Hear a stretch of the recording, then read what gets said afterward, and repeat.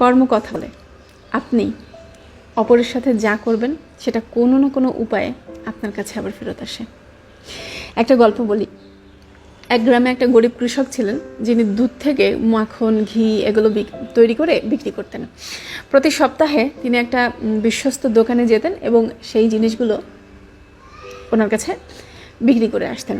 এবং ওই দোকানদারও দেখতেন যে কৃষকটা গরিব, তো তাকে বিশ্বাস করে সে ওই ঘি, মাখন ওগুলো কিনে নিতে এবং খুব একটা মাপামাপির প্রয়োজন মনে করতো না।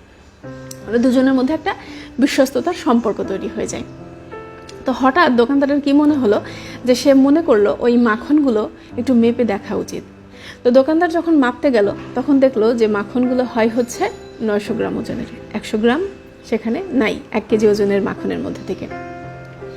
তখন দোকানদার রেগে গেলেন এবং কৃষককে পরের সপ্তাহে যখন আসলেন সেই দোকানে মাখন বিক্রি করার জন্য আবার বললেন যে তুমি আর আমার দোকানে আসবে না, আমি তোমার সাথে ব্যবসা করতে চাই না, আমি বেঈমানদের সাথে ব্যবসা করতে চাই না।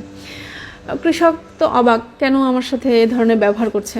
তখন কৃষক দোকানদারকে জিজ্ঞেস করলেন যে আপনি কেন আমার সাথে ব্যবসা করতে চান না, আমি কি এমন অন্যায় করেছি।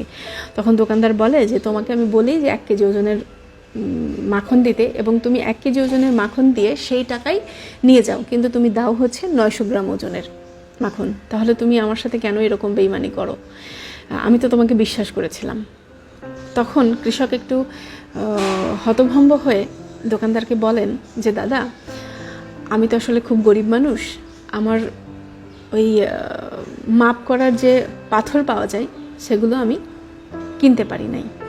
তো প্রত্যেক সপ্তাহে বাড়ি ফেরার পথে আমি আপনার দোকান থেকে 1 কেজি করে চিনি নিয়ে যাই, সেই চিনি দাঁড়িপাল্লার এক পাশে রাখি এবং আর এক পাশে আমার সেই মাখনটা রাখি, এভাবেই আমি মাপ করে আপনাকে সেল করতে আসি। তখন দোকানদার চুপ হয়ে গেলেন। কি বুঝলেন? আপনি যা করবেন সেটা আপনার কাছেই আবার ফেরত আসবে। কলা বিক্রেতা মনে করে আমি কলায় ফরমালিন দেই, আমি তো কলা খাই না। সে কলা বিক্রি করে টাকা নিয়ে অন্য একটা জিনিস কিনে নিয়ে বাড়িতে যায়। সে যেটা কিনে নিয়ে যাচ্ছে সেই দোকানদার আমার মনে করে যে আমি তো এই জিনিসটা খাই না, আমি এখানে ভেজাল মেশাতেই পারি। বিষয়টা হচ্ছে এরকম, আপনি যাই করেন সেটা আপনার কাছে ফেরত আসবে। আমরা মানুষরা কেন জানি এই জিনিসটা বুঝি না, এই বোধটুকু নাই আমাদের। আমরা খুব স্বতঃস্ফূর্তভাবে অন্যায় করে যাই কারোর সাথে, কিন্তু পাপ ছাড়ে না বাপকে। সৃষ্টিকর্তা ঠিক উপরে বসে বসে অঙ্ক কষছে আপনি কি করছেন না করছেন, বুঝলেন? তাই একটু সাবধান হন। ভালো থাকবেন।